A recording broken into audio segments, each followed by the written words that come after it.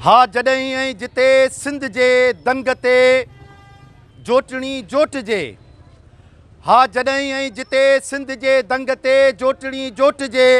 मूंखे मुंहिंजे क़ब्र मां बि कोठे निजो मुंहिंजो नालो लिखो, मुंहिंजो नालो लिखो, सिंध जा आशिको मुंहिंजो नालो लिखो। नसीराबाद जे हिन चौंक ते कामेड सिंगार जे आज़ादी लाइ एहतजाज कंदड़ समूरनि भेनरुनि भाइरनि दोस्तनि बुज़ुर्गनि खे जिए सिंध जिए सिंधी पोरियत आवाम। दोस्तो साथियो, ही मुल्क 1947 में हिकिड़े मुआहिदे तहत ठहियो।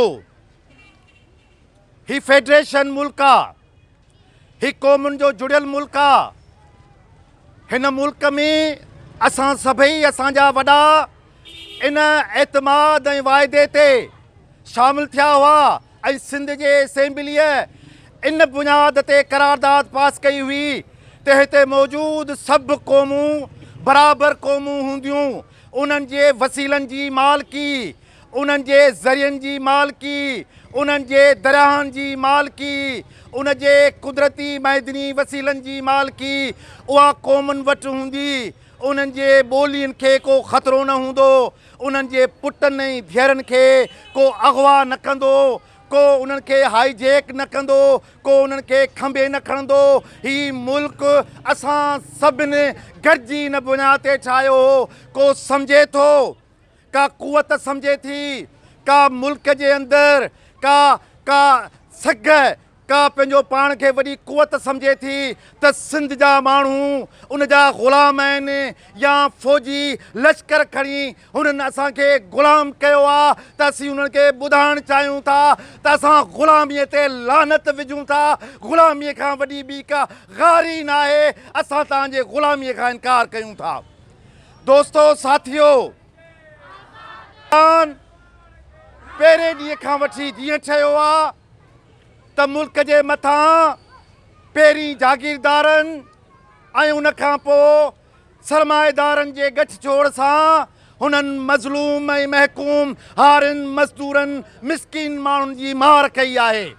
नतीजो इहो निकितो आहे त जेके माण्हू पोरियत जी ॻाल्हि कयूं था, जेके माण्हू महकूम क़ौम जी ॻाल्हि कयूं था, जेके माण्हू हिन मुल्क में मैदनी वसीलनि जे मालिकी जी ॻाल्हि कयूं था, जेके माण्हू हिन मुल्क में पंहिंजे ॿोलीअ जे बका जी ॻाल्हि कयूं था, जेके माण्हू पंहिंजे नसलनि जे बका जी ॻाल्हि कयूं था, उहा ख़ासि कुवत सम्झे थी त असीं हिन मुल्क सां गद्दारी कयूं था।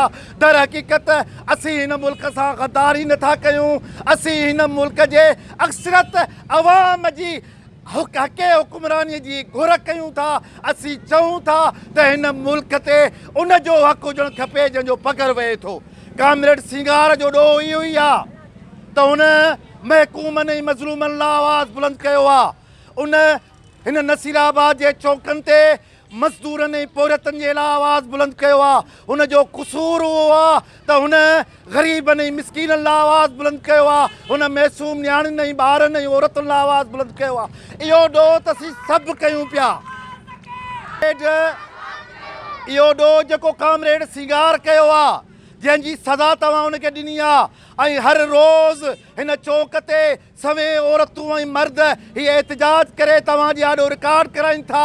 ऐं अॼु आऊं तरक़ी पसंद पार्टी जी नुमाइंदगी कंदे मुंहिंजो साथी मोहम्मद अली अबड़ो साहब, डॉक्टर अहमद नुनारी ऐं हिन चौक ते बीठल सभु माण्हू इहो हथ मथे खणी चऊं था असीं पोरियत फ़िक्र जा वारस आहियूं, असीं सिंगार कामरेड जे नज़रे जा वारस आहियूं। असीं इहो इन गद्दारीअ खे क़बूल कयूं था। जेकॾहिं पोरियत राज गद्दारी आहे त इन खां वॾा असीं गद्दार आहियूं, असीं क़बूल कयूं था। इन करे रियासत जे धड़नि खे ही सम्झणु खपे त तव्हां माण्हुनि खे खंबे गुम कंदो, तव्हां माण्हुनि खे टार्चर सेलनि में बंदि कंदो त छा आवाज़ु ख़तमु थींदो? छा माण्हू ख़ौफ़ में घर जे अंदरां निकिरंदा न? छा दरवाज़ा ॿेकड़ करे वेही रहंदा? अॼु मुसलसल ये तव्हांजी जुदोजहद, मुसलसल ई न्याणियुनि जी, माउरुनि जी, भेनरुनि जी ऐं नौजवाननि जे जुदोजहद सॼे सिंध मां इन अस्करी कुवत जी सॼे ख़ौफ़ खे डाहे पुरज़ा पुरज़ा करे छॾियो आहे। तव्हां नसीराबाद जो साथियो, तव्हांखे लख सलाम हुजनि।